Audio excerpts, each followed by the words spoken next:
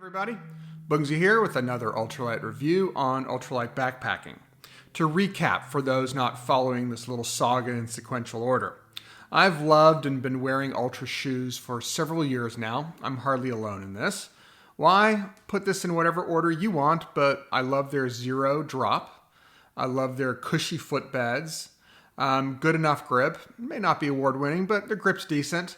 Breathable, fast-drying uppers, and last but not least, their Wide Arse Toe Box. But here comes the drama.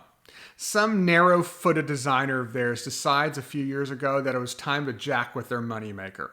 So, through a combination of tighter dimensions and new unforgiving fabric choices, their shoes got a little narrower.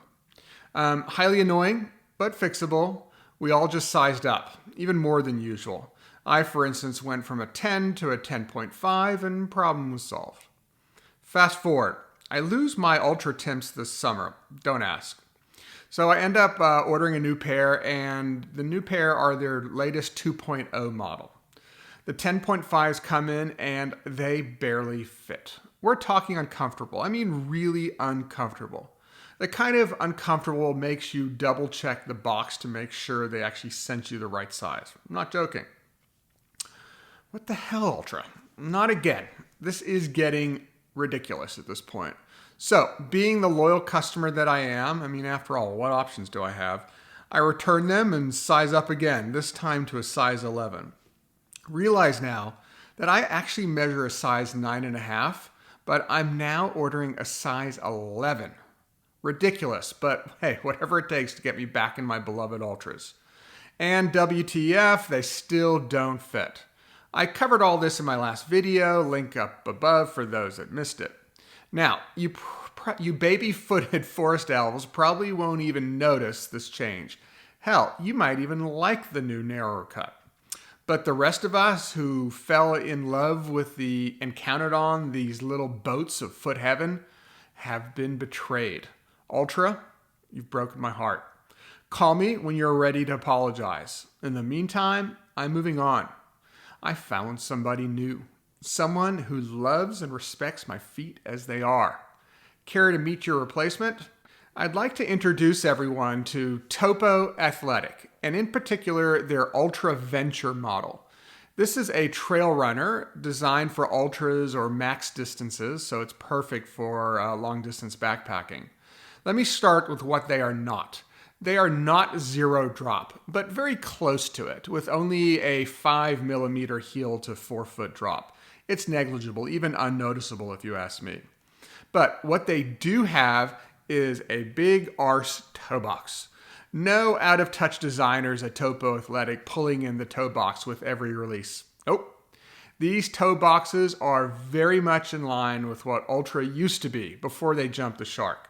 I dare call them a knockoff of old school Ultra design.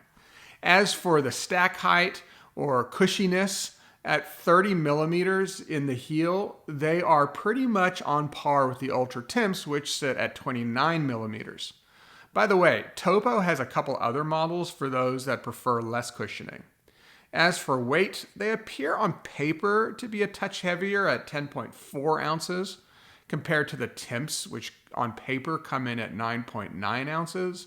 However, I don't think this number is accurate, or at least meaningful, because you end up having to size up significantly with the Ultras, even before, which results in you ending with a larger / heavier shoe. So in practice, comparing apples to apples, I believe these shoes weigh the same as Ultras, at least the same as the Temps, this model. The uppers are also super breathable, so no sacrifice there. There's a little more cushioning around the side with Topo design shoes. It makes them more comfortable, but it also means they hold on to a little more moisture on the sides, but the added comfort is hard not to notice and appreciate if you ask me, so I wouldn't call that a negative. As for traction, I would say they are on par. However, while Ultras use an in-house design sole, Topo goes with Vibram. So I would give Topo a slight edge on sole durability for this reason. And as for the footbed, I'd give the win to Topo again. who puts a third-party premium Ortholite footbed in their shoes, unlike Altra, which just puts in your typical generic throwaway footbed insert.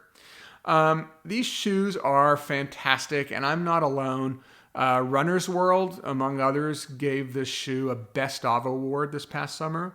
Now, what don't I like about these shoes? It's nitpicking, but they have designed their own shoe gaiters. There's nothing wrong with them per se. They're super light and use two little hooks that clasp on back here, these holes, these little rubber eyelets over here. But I just love my Dirty Girl gaiters. I have a review of the Dirty Girl gaiters from back in the day. If you haven't seen it, link up above. Anyways, if it ain't broke, don't fix it. I wish they had just put a tab of Velcro in the back, like Altra and some of the other trail runner shoe designs. The other nitpick is style. I wouldn't say they're dog ugly, but they're not winning any beauty contests. I'm not sure Ultras are either, but at least Ultra gives you several color combos. Topo is a smaller company, and they just give you two rather generic options. A gray and chartreuse, which is this guy, and then a navy and black. I'll try and throw a photo up there so you can see what it looks like. So if you feel spited by Ultra, you're not alone, and Topo Athletic is there for us. They love us and our feet. And if Ultra wants to come groveling back to us at some point with their original cuts and some trail snacks as an apology, they know where to find us. I've thrown some links for you below if you want to take a closer look at these babies. Well, that's all the time I need, and I hope I gave you something to think about. As always, please help me grow the show by hitting the like button and subscribing if you haven't done so already. You can just do so by clicking the Bungzy logo floating on the screen.